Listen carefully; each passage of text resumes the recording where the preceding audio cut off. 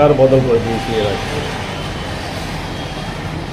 7-8জন সাংবাদিক দিল্লিতে অভিযান করেছি, রাষ্ট্রপতির সাথে দেখা করেছি, স্বরাষ্ট্রমন্ত্রীর সাথে দেখা করেছি, সুপ্রিম কোর্টে আমরা মেমোরান্ডাম দিয়েছি, হিউম্যান রাইটস কমিশনের কাছে গিয়েছি, প্রেস কাউন্সিল অফ ইন্ডিয়ার কাছে গিয়েছি, দিল্লির রাজপথে ধর্ণা দিয়েছি।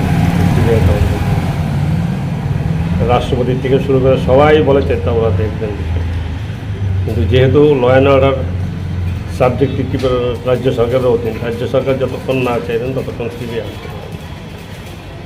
বামফ্রন্ট সরকার সিবিআই চায়নি বলে আসেনি। এ নিয়ে সিপিএমও দ্বিমত ছিল।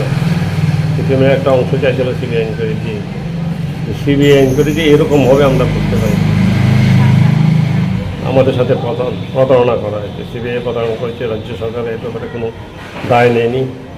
মন্ত্রিসভার সিদ্ধান্ত নিয়ে এসে আমাদের শহীদস্তম্ভে এসে জানিয়ে গেছেন মুখ্যমন্ত্রী। এরপরে এটা আর এগোয়নি, আমরা বহুদিন গেছি কিন্তু কাজটা এগোয়নি। যাতে আমি আজকে শ্রদ্ধা জানিয়ে বলছি যে আপনারা সবাই যারা কাজ করছেন সাংবাদিকতা, তার প্রত্যেকে সতর্ক থাকবেন, সাবধানে থাকবেন। আমরা গত 5 বছরে 44 জন সাংবাদিক আক্রান্ত হয়েছে, একটি ক্ষেত্রেও সুবিচার পায়নি। এবং আপনারা যারা কাজ করছেন তারা সতর্ক থাকবেন এবং গণতন্ত্রের যে সেবা আপনারা করছেন, চৌথ স্তম্ভের যে সেবা করছেন, সেই চৌথ স্তম্ভ যাতে গণতন্ত্র এই রাজ্যে স্তব্ধ হয়ে যায়। আমরা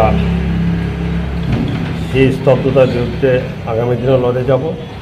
আপনারা আমাদের সাথে সবাইকে ধন্যবাদ। এই যে আপনি বললেন যে সিবিআই তদন্ত করে, সিবিআই তদন্ত শুরু করেছিল, কিন্তু রহস্যজনকভাবে সিবিআই তদন্ত বন্ধ হয়ে যায়। সিবিআইয়ের লোক আমার বাড়িতে গেছে, তারপরে একজন বাঙালি একজন অবাঙালি, তারা কৃষ্ণতরঞ্জন কিসের বাড়ি, আপনি কি সাংবাদিক? হ্যাঁ, এবার দেখানো তারা আইডেন্টিটি কার্ড সিবিআই বসুন। তারপরে তারা আমাকে কতগুলো প্রশ্ন করে, তাহলে আমরা তো তদন্ত শুরু করলাম, এই সব তদন্তের উদ্দেশ্যে আপনার বাড়িতে আসা। আমি বললাম আপনারা কি রাজ্য পুলিশের সঙ্গে যোগাযোগ করছেন? হ্যাঁ, তারা তো বলছে তারাও এনকোয়ারি করে থানার থেকে আমরা সাহায্য নিছি। তারপরে এগুলো তো এখন হয়তো সাবজুডিস কেস, সেজন্য আমাকে কী প্রশ্ন করেছিল, কী উত্তর দিয়েছিল সেখানে বলবো না, তবে আমার বাড়িতে গেছিল।